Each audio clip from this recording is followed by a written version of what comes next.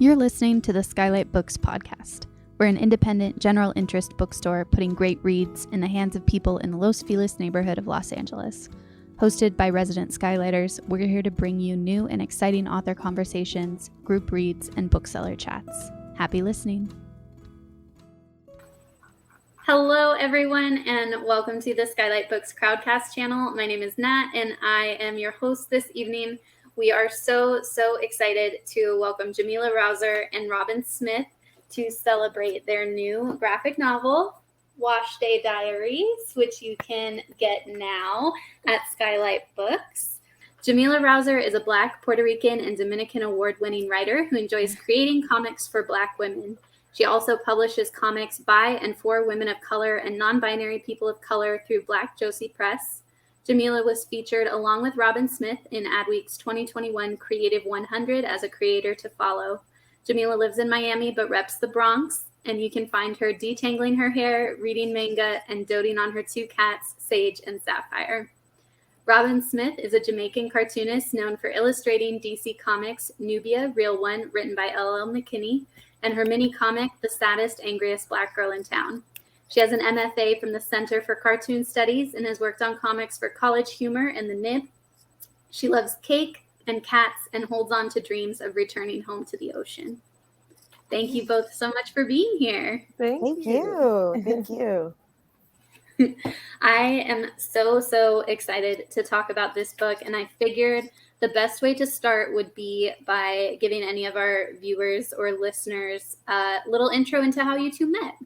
I know you've been working together for a little while, so tell us how that started, and then we'll talk about how that became Wash Day Diaries. Yeah, sure. I could start. So I wrote the script. It took me a while to write the script because of just a lot of insecurities and just like, who do you think you are writing a comic kind of thing. So it took me probably 2 years to finish the script for. So Wash Day, actually, let me rewind. Wash Day started as a mini comic, which is the first story in Wash Day Diaries, and it's 27 pages. And so that was my very first comic, and it took me like 2 years to write because I just was so anxious about like, is this gonna be good? Is it like, can I do these edits? All this other stuff, but I pushed through, and I had a great editor, J.A. Michaeline. And then when I was done with the script, I was in a position, which is very important, I think, to share, that I had a job at the time where I was able to help pay an artist to create the comic, because I would not ask an artist to make a comic for free. And so I had this extra income that would help me pay in advance for an artist. And so, which is like, one of the hard things for writers in indie comics is like, how do you get the money to create it and pay artists and stuff? So I reached out to some folks that I knew, and they were like either not available. And then, so I was just like on the hunt, kind of just looking around. I knew I wanted a Black woman who had experience with Wash Day and understood the assignment, understood what I didn't have to explain what Wash Day was. They would get it, and I knew I wanted it to be in black and white because I really love manga, and so I'm really drawn to black and white comics, and somebody who could draw hair well. And I had not known Robyn, and I literally found her through a retweet. So for those who think that, like retweet, your favorite creators, retweet their work. It's super, like, literally, I would not have found her if somebody didn't retweet her art. I mean, I probably would have. Or get a Twitter. I didn't have one, like, 2 months before Jamila found me. What? I had 2 friends who were like, you just get it. You don't have to do anything. I'm so glad. Just get it.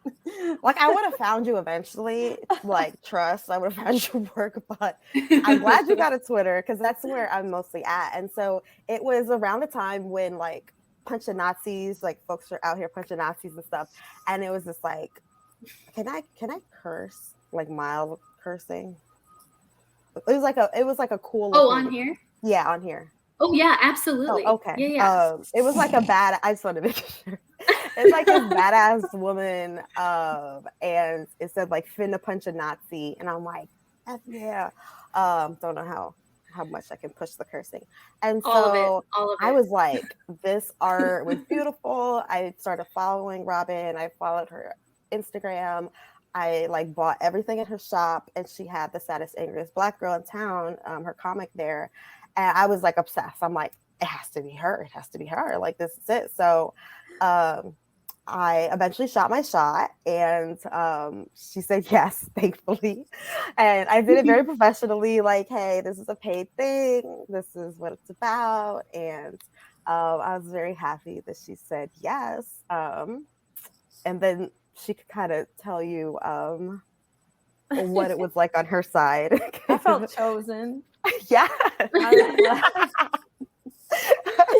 I just graduated from grad school, so I was working at the deli. I was like, okay, what do I do now? I had like a few freelance jobs, but they were all right. And then I just saw this person like retweet my work, and I was like, who's this? Who's Jamila Rouser?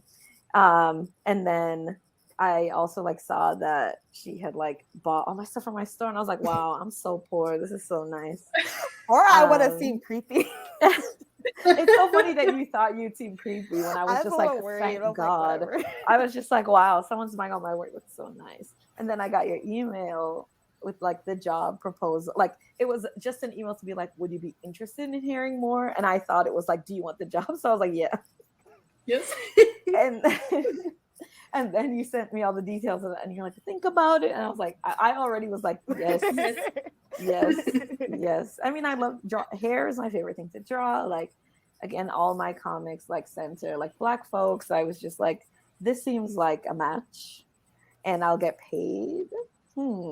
So it was a very easy yes for me. And then over time, like, we just started talking beyond work, and we became really good friends, and we realized that like we just have a lot of influences in common. The kind of art we want to kind of like want to make is the same, which is why we're still working together now, and why we like talk every day. Yeah, like we're besties and have matching necklaces. We do. It says ride or die. It's just like the last story in the book. And yeah, so she was working on the art, and I know I was going to use Kickstarter. One of the things that I thought, one of the reasons that I thought I could even create or publish this comic, self-publish this comic, was because at the time, or I mean, still now, but they're doing some little blockchain stuff. But Kickstarter was really great for indie creators, and I saw a lot of marginalized indie creators having a lot of success. And I'm like, well, I've been in the game as far as geek stuff goes for a while, so I felt like I had a good following. I knew I could put good campaigns together, and so I was going to do a Kickstarter for the printing, and was very worried. Like, it was a low, I knew I would make the goal, which is like 4,000. And, but I was just like, are people gonna want this? Like, it's very niche. I didn't really see stuff like this out there. And it got like so much press. It got like 15,000, was around the end goal. And so, like, people loved it, and I was so happy because it's a very quiet comic, and that was all intentional because it was about routine and all that kind of stuff. So that was really affirming, I think, for me and Robyn. And that was my first comic. And I guess maybe you probably worked on some comics in school and stuff, but yeah, that was it. Then it was just like one and done. Like, I had no plans of making more or making it longer. I was just going to move on to other comics. And then Chronicle hit us up and we were like, what? You want us to do this, like, more of this? Like, for real? Because I never planned, I never even thought of like pitching this to larger publishers, even larger indie publishers, because I did not see this in their catalog, anything similar to it. And so I didn't even bother. I was like, I'm just going to do it myself. Like, I'm not going to, and I was worried about them trying to make it more palatable for white folks, make us like Accessible. explain things, accessible. And I'm not that. So I'm like, if you don't get it, like, you know, you can Google or whatever, but I really did not want to be in a position where I had to what whitewash my work, especially it went about Black hair. Like, no. But yeah, they reached out, and shout out to Sahara, the editor, who saw the Wash Day Mini and believed in us and thought it should be bigger. And Juliet was a great editor as well, and really had the freedom to do whatever we wanted. Like, did not feel any kind of limitations on it being too Black or this or that. Like, and I am really like grateful for that, and always happy to work with Robyn. Like, I'll work with Robyn forever. Yeah, she's never gonna get rid of me. And so that's kind of where we are now. Yeah, that's like kind of the birthing of Wash Day Mini to now, like, our bigger baby, Wash Day Diaries. Yeah. And then, so a few things that we can pull from your origin story, and then someone in the comments also called it a slice of life comic, like when you mentioned that it's a quieter, calmer narrative, just everyday routine story.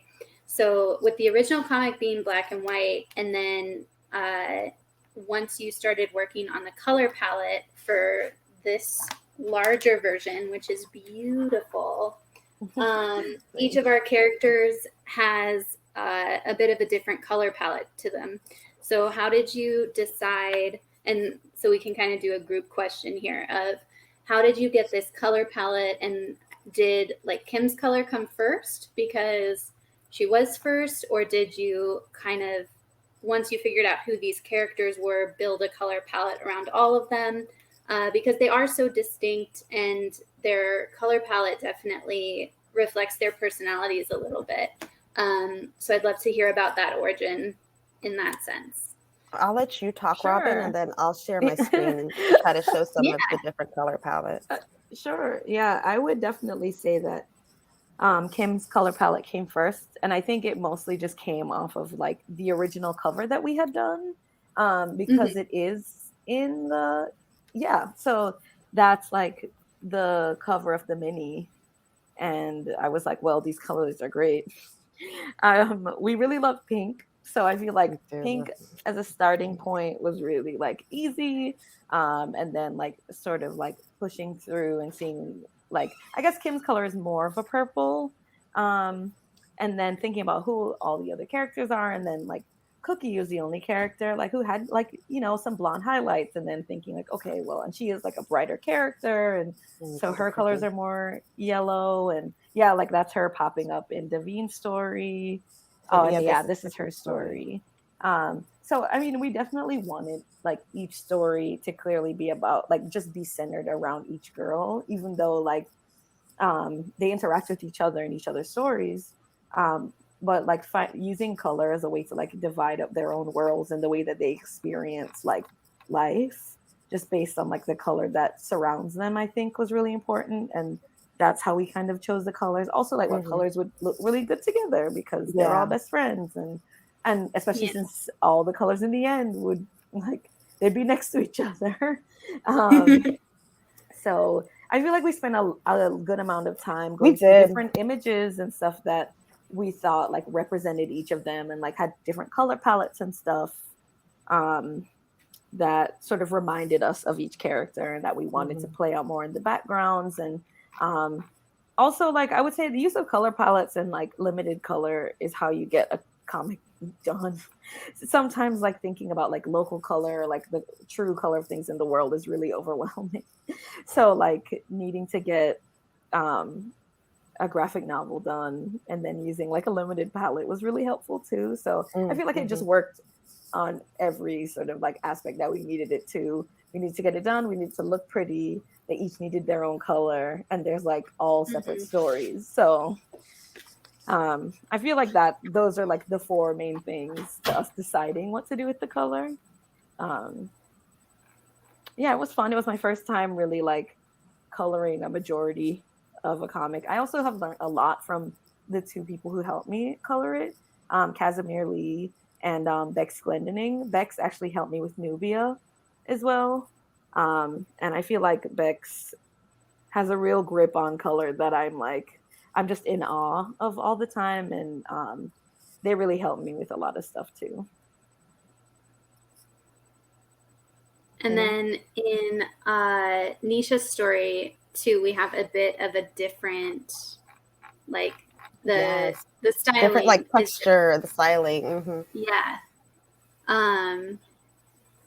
Yeah. So with Nisha's story, it's called Group Chat, and so I had this idea for Group Chat for years, like just the idea of a comic that is a group chat, and visually like how I can like how can we really elevate the feeling you get from like gossiping and spilling tea in a group chat with your friends in the comic medium. Like I was like, it's gonna be so much fun.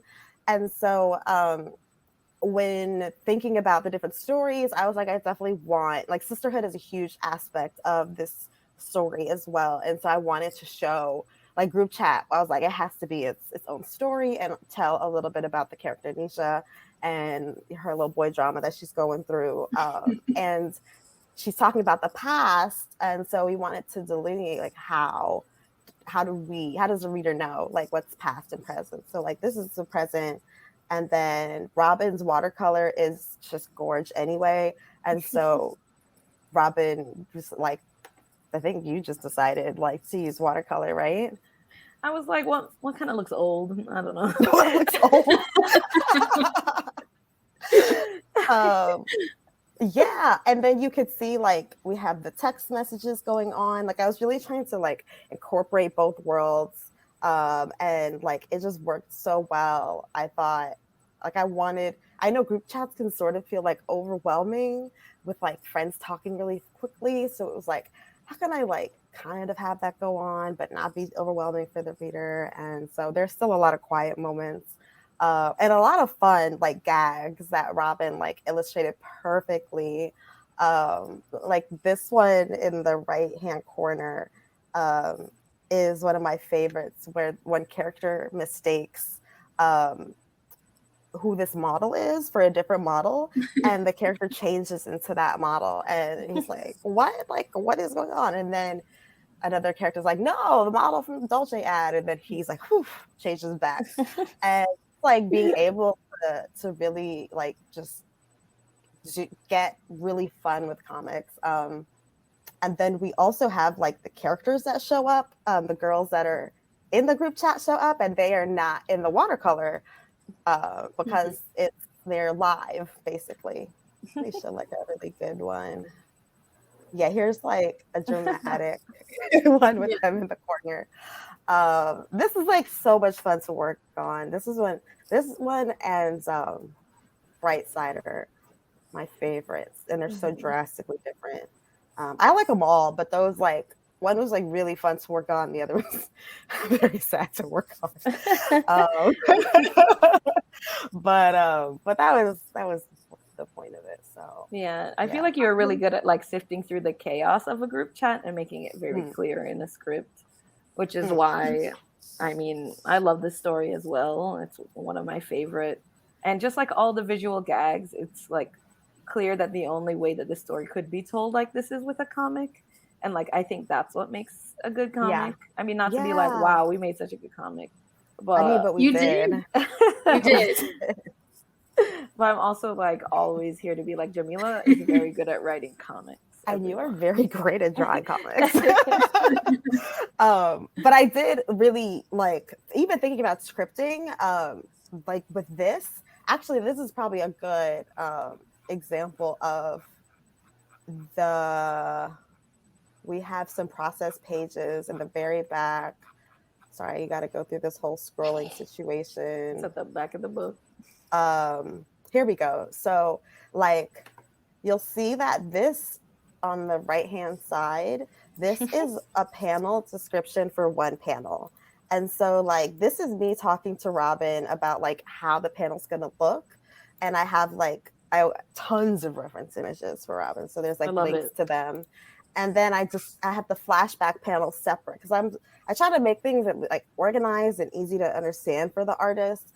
And with a group chat kind of comic where it's like past, present, narration, dialogue, chat. There's so much going on. So it's like, how can I make this so she looks at it and understands it clearly and isn't like, what is going on? So, and then the dialogue down here. So this is just for one panel, which is one of our favorite ones where Kim is like peeling back the curtain of the comic panel. And so here you can see Robyn's thumbnails, and that the pencils, inks, a color, and how like that process went from script to what you see there. And so yeah, that was I love that panel. Oh, that's yeah. And then since you got to once you found out and realized you were going to get to expand, you got to bring more people into this world, which was probably extremely exciting. But what were the kind of emotions that came with that? I'm sure it was very exciting. Were you ever like worried that how were you going to pick 3 stories or however many more, because there's so many more, and how do you represent more people's wash days without leaving anyone out? Yeah. And what were you also excited to be able to do with those other stories too? Because I really love Cookie's story, and that you get to have like this beautiful ancestral lineage moment of her washing her abuelita's hair, and like that was so special. And so I figured that was something that was a great opportunity, that having more space to tell this story allowed you both. So I'd love to hear about some of the exciting things and kind of where your brain went when you knew you got to have the opportunity to do more. I was very excited, but then I also panicked because I was like, how am I going to make this bigger? Because when I created Wash Day, it was just to be a one shot. Like I knew some of the background stuff that isn't in the comic, but it wasn't meant to be, that story wasn't meant to be a longer graphic novel. And I was like, I was trying to figure out how can I extend it without it feeling forced. And while it's still making Wash Day a big part of the book. Like, are we gonna watch her every week do the same routine? Like, or is she gonna get different? So I was like, you know what? Like, short stories, like it's easier to go into as a writer. But it also it just made it, I think it's easier to go into as a first time like kind of graphic novel, but I think it was like a nice cleaner way to show and separate the different characters and their lives and show and highlight different hairstyles. Like one of the things that is really important for me for everybody to know about Wash Day is Kim's process is like her going through her natural hair. But me and Robert are not anti any type of hairstyle. And so we're not like naturalista, like, like we don't care. Like you want a permit, you want a wig, you want whatever, straighten that out, blow it out, silk press, like do what you want to do. And I wanted to highlight that because I think it's so beautiful and amazing, all the different things that we can do with our hair and that we do with our hair. So it was thinking about, okay, what kinds of styles would be really I thought important to show, and then would be really beautiful to show, and what themes did I want to include in the story. And honestly, a lot of the comics are already ideas that I had that I wanted to make a comic for anyway. I just had like the idea in my head. Like the Abuelita story is a very legit personal story, not the same exact way, but like personally, is a very personal story for me. And so I knew I wanted to tell that story in some form. And so I thought with Cookie was the perfect way. And then I have anxiety and depression, and I really wanted to I really wanted to highlight that, especially how folks in the Black community are still, don't take it seriously with like mental health and medication and therapy. And that's why Davines was, I got to focus on that, but also show like, sometimes your friends like don't really help you in the way that you need, and it doesn't mean that they don't love you. It just means like they don't quite get it, and like the complexities of that, and not having it solved, and all that kind of stuff. And the group chat, I had been like just chatting with my girls. I really am like an observer. Whenever I'm like back in New York, where I spent most of my time, and I'm with my friends, I'm really just like taking notes, like of like, oh my God, like this would be such a good thing to put in a comic, or just like being in a group chat and I'm like, I want this energy and feeling in a comic. I want people to feel this. And so I kind of just like went to my messy Google Doc of story ideas, and it was like, what could fit in this? And then what kind of characters do I want to add that would work in the friend group?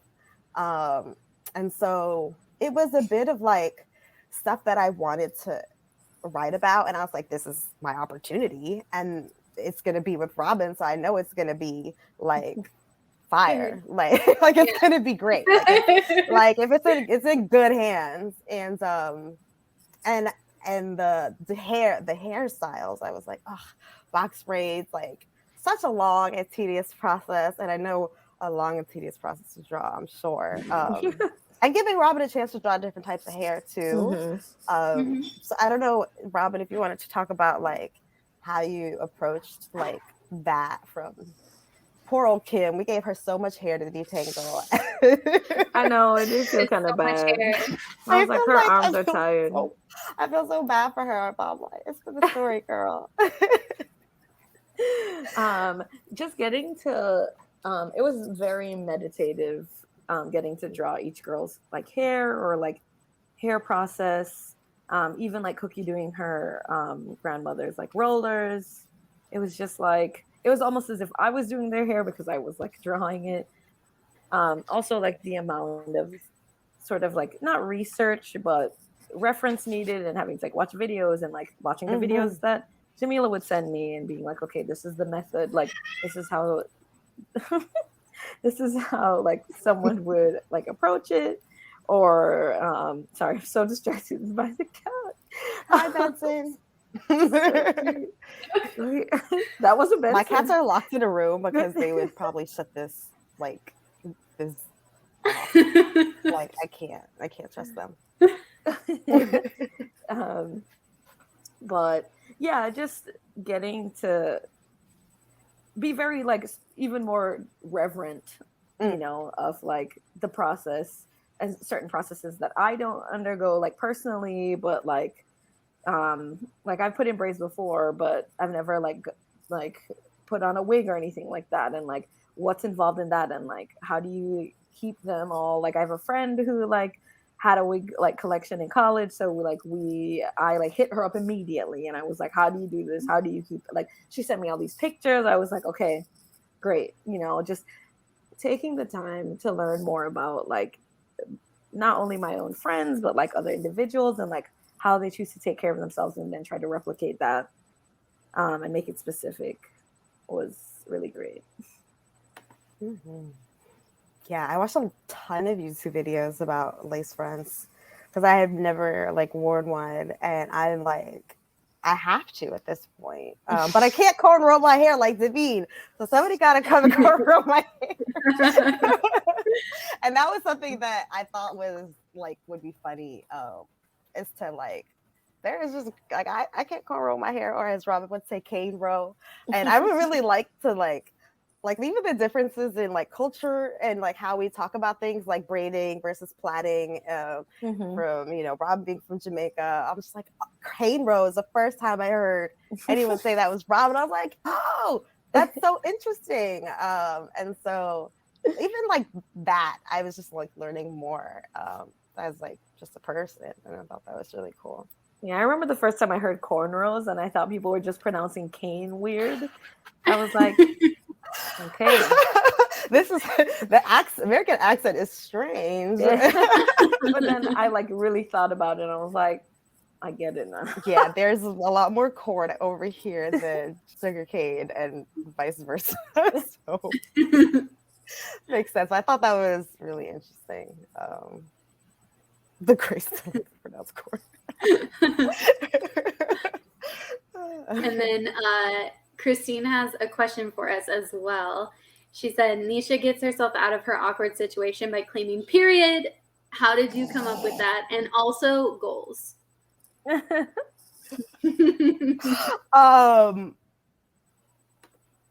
Yeah, that was so hard to figure out how to get Nisha out of that situation. And I was like, I mean, she really just left it. I'm like, boys, they don't really understand what happened. Well, like cis hetero, like boys are dumb. Like they don't know what's going on down there. And so I was just like, what could be something that they would not question and feel like they couldn't question, and she could just like zip out of there. Like it could have been a family emergency, but I thought it'd be a lot funnier if it was like, I don't know, her period. Like she felt it happen, because sometimes you could like, I think it started. Let me go check. But they don't know that, and so I was just thinking. And there's that like part in Mean Girls where the girl was talking about like using like a bit like extra long pad and how much she like bleeds, and I was just like, yeah, it's gonna be gushing everywhere. It's look like a murder scene. And so I just wanted them to kind of be like scared and like, okay, girl, just like do your thing. We don't know what's going on. But yeah, Nisha was not prepared for that, and she had to get out of there ASAP.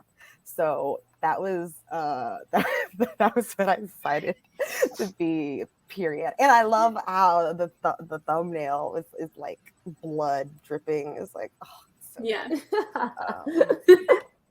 Yeah, that was. And then we've got another question here. The climax of the story is such a robust bringing together of all of the story elements. What was the process of figuring that out like? It was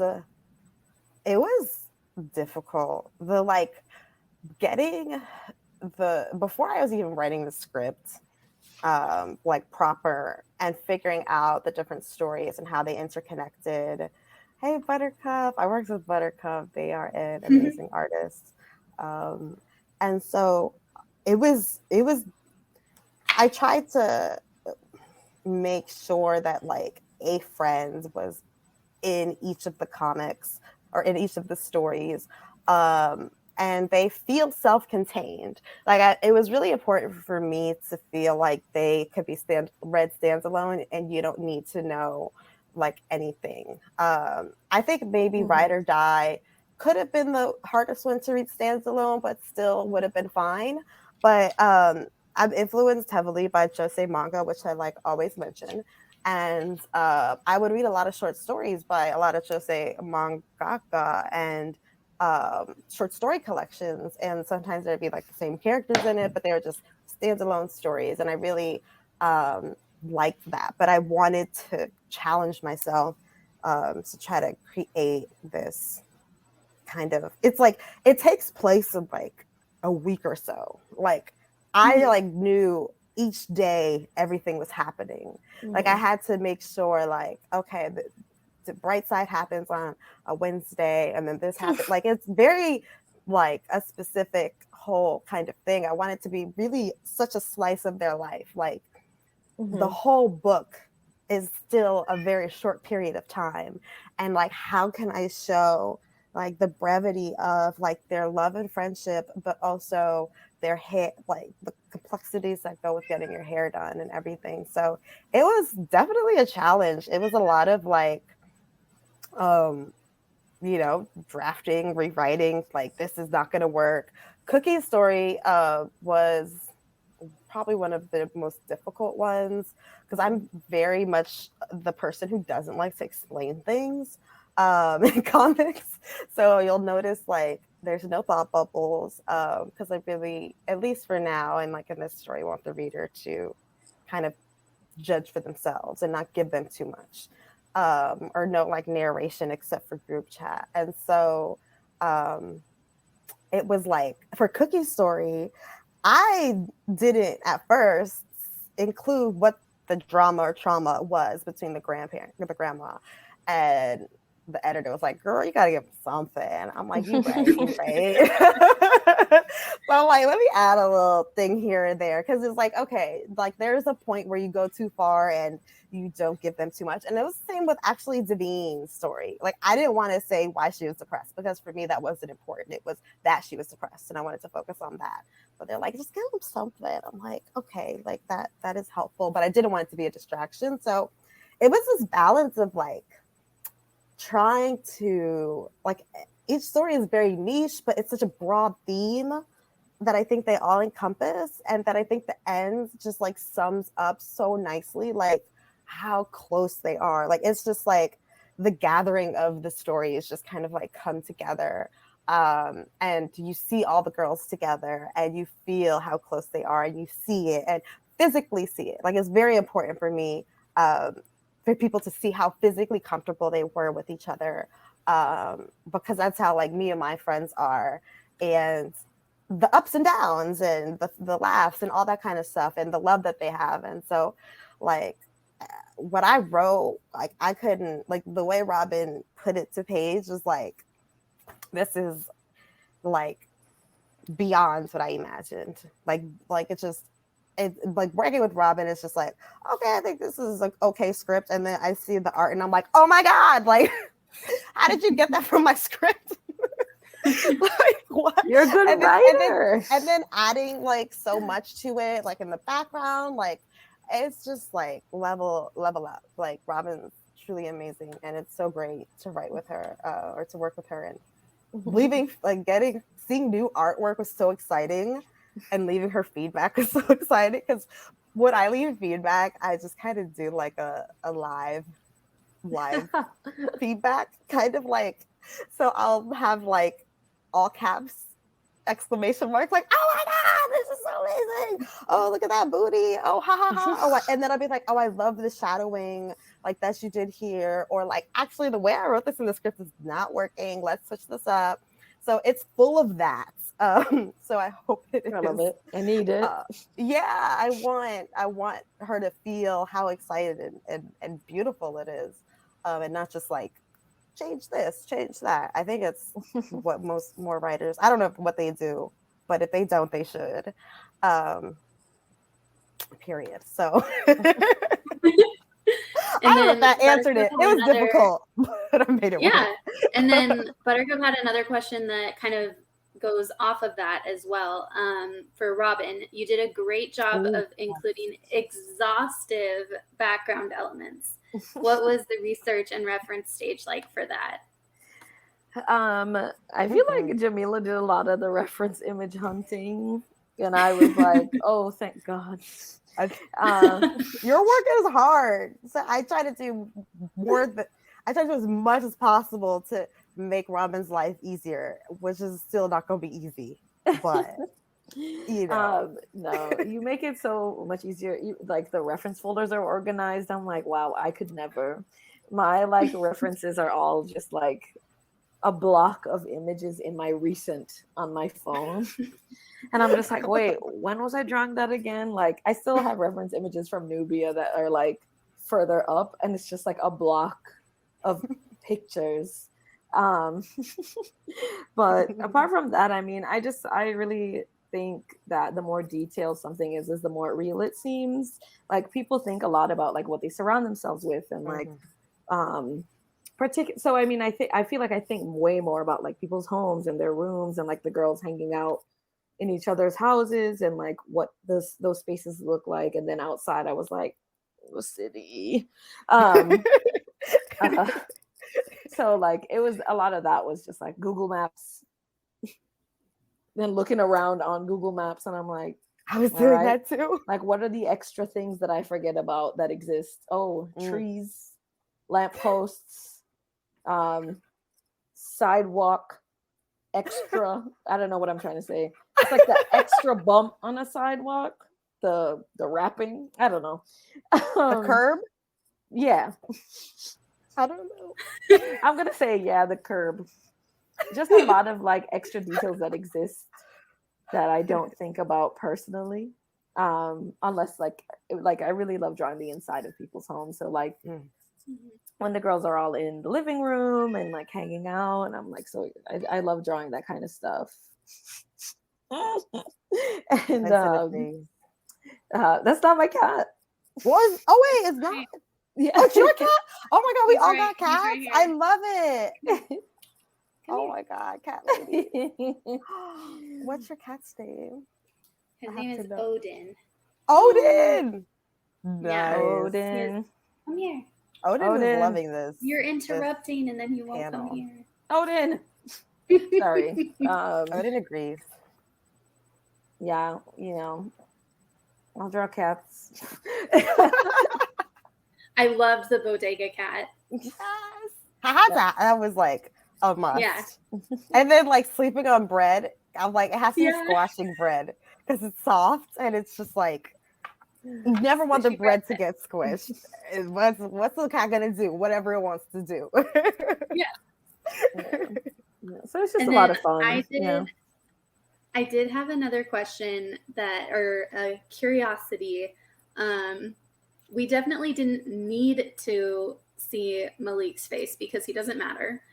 But the choice not to include it, I'd love to hear about that, whether it came from the script or collaboratively. Because I think you see him from behind first, but then you just keep that sort of shadow over the top of his face. And I was like, yeah, I don't want to see him anyway. But also I'm like, who is this guy?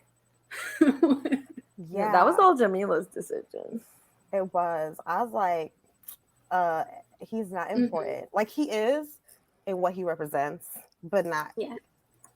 Like I felt like also adding a face to it would kind of change how I wanted people to react to Kim's situation with him, and kind of make him represent more than just an individual, but just like a toxic situation that can happen with people in relationships. And so very Jose. I was very just like we don't care about Malik. So it was really, I was like, I wonder how hard that's going to be for Robyn. So I tried to like think of ways that it would work well and not feel awkward or like look awkward. But I think Robyn did an amazing job, and it was very much like a lot of this book. A lot of the things are very much like representational. Is that a word? It is. It is now. It is today. They represent something bigger and so I tried to take out some of the specifics. Thank you, Buttercup. I try to take out some of the specifics so people don't get too focused on that, because I want even like Kim's like reaction and how she deals with or doesn't deal with the situation with him. It's something that was really like specific to something that happens with me a lot, where I'm like, I'm having this bad interaction with a Black man. And this is actually when I was writing this was interesting, because I've had several interactions where I was like, I should report this Black man. But I also like, do I want to be a part of that? I'm not trying to call the police. I don't want them to lose their job, but they did something they shouldn't have done. And just like the whole systematic racism in America and the world, and like, how am I, like, should I give them a chance? Like all of that is something I battle with, and I don't really have an answer. And I remember when Megan Thee Stallion and Tory Lanez, that whole situation was happening, and I really felt for her, because it was like, I was like, this is, and I was writing this, and I was like, I want this dilemma. I want to show this dilemma, even if it's very in a short conversation with her friend. Like, I don't really know what to do. Like, I don't F with the police, and even though he's doing something bad, you know, what is he gonna receive a penalty or something that is way worse than what could be deserved. All of that goes through my brain. I have the challenges with that, and I wanted to kind of show that, and also show like it's not, even if Kim can't, figure it out, she got her friends to back her up and support her and make sure she's safe. Like, who do we gotta call if it's not me? I gotta call cousins, brothers, uncles. Like, listen, we will work with the community to make sure this gets solved. So that was a bit more about Malik's situation and Kim, and not giving details, but just showing like this is getting serious. Like, she is uncomfortable and she's kind of scared, and that's all you need to know. So yeah, the friends came through with their fighting pose, and I love that piece so much. And then, if you had the opportunity to, hello Chronicle, wherever you are, if you're listening, if you had the opportunity to show us more Wash Day Diaries, what other stories do you feel like you either didn't get to tell, because there are so many, like you said, there's so many different types of wash days, and what, after writing these 4, immediately came to mind where you think, I wish I could have included that, I wish I had that one, like this is next on the list? Or it's an idea like Jamila that you said you've had kind of packed away for some sort of story that could be incorporated into a wash day. Juliet really wants Juliet, listen. I was supposed to email Juliet, but honestly, so the next story that I want to do with Robyn, I'm not gonna tell y'all. I'm gonna just say that up front. I'm not gonna tell y'all. I'm gonna say that.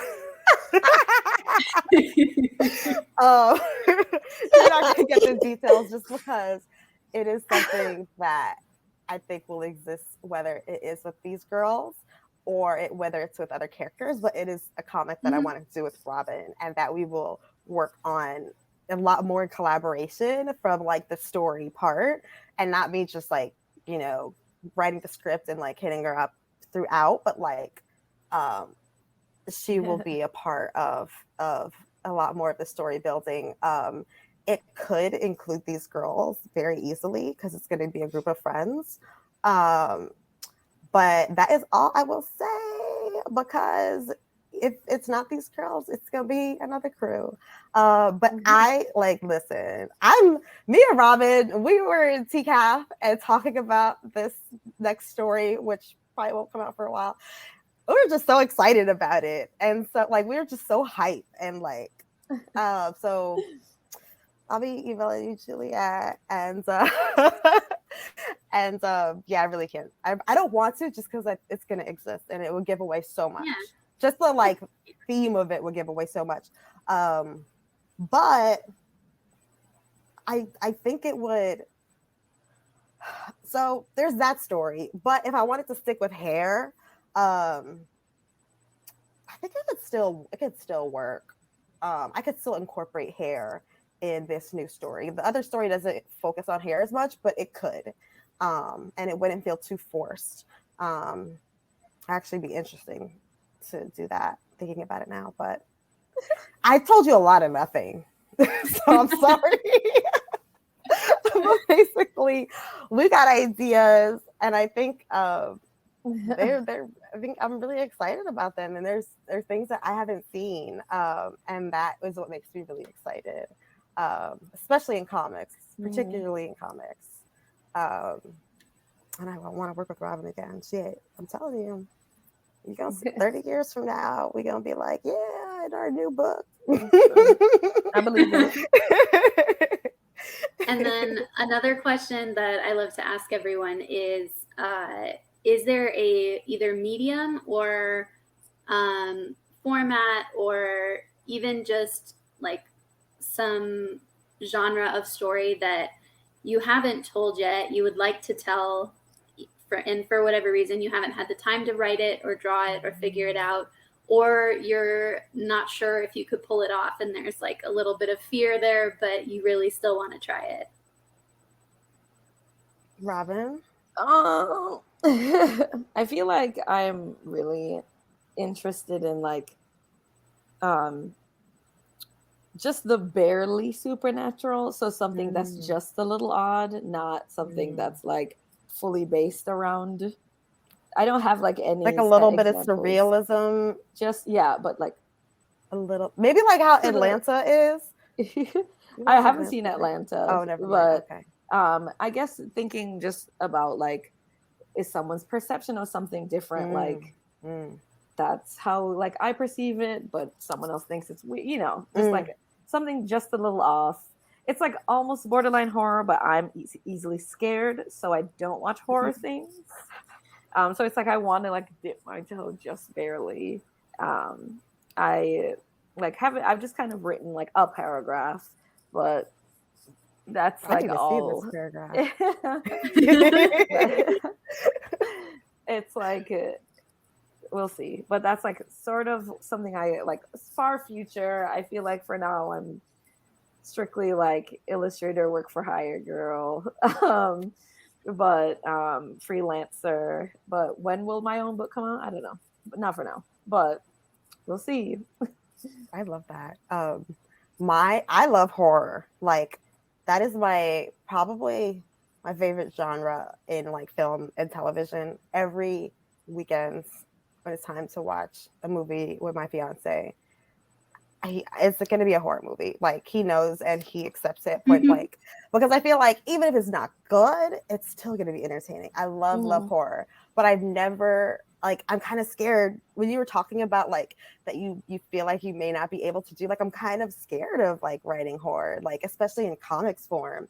I haven't read a ton of comics horror. You know, I've done some like Junji Ito and stuff like that, but like I get scared easily. I get nightmares. Like it's the whole, but I love feeling uncomfortable. And every idea I have is usually very slice of life and real world based. I get very anxious about like creating a new world. And you know, I did Real Rel with Buttercup, who is in the chat, and that was a short 12-page comic, but the world is so big, and then I want to expand on it, but I get so anxious because I'm just like, I gotta make new things up that don't exist. And with horror, I'm like, is this gonna be scary? Like, so I do want to eventually get into horror comics because I am obsessed with horror. Like that's literally all.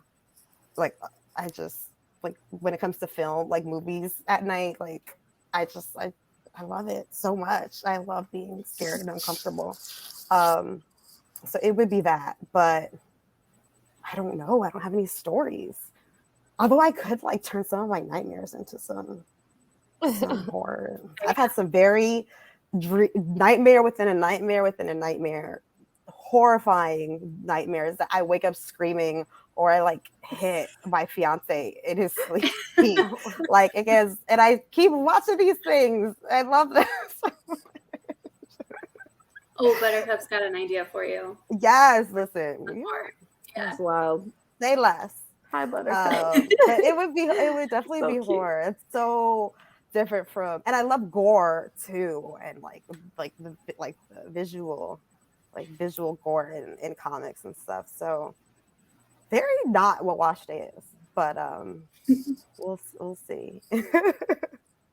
One day. And then we have one last question that is not a question from Maya, who just wanted to say how much she loves and admires Jamila and Robyn, and her wallet is ready for whatever comes next from both of you. And for anyone else in our chat and our lovely viewers and listeners, if you haven't gotten a copy of Wash Day Diaries yet and your wallet is ready, you can grab one from Skylight Books. We have plenty for you on our shelves. They're on display when you walk in the door. If you're local, you can click the button at the bottom of your screen, the big shiny green button, to order your copy of Wash Day Diaries. And if you know someone, which I'm sure you do, who would love this conversation, you can find this event available for replay at the same link that got you here in just a few minutes once we close up.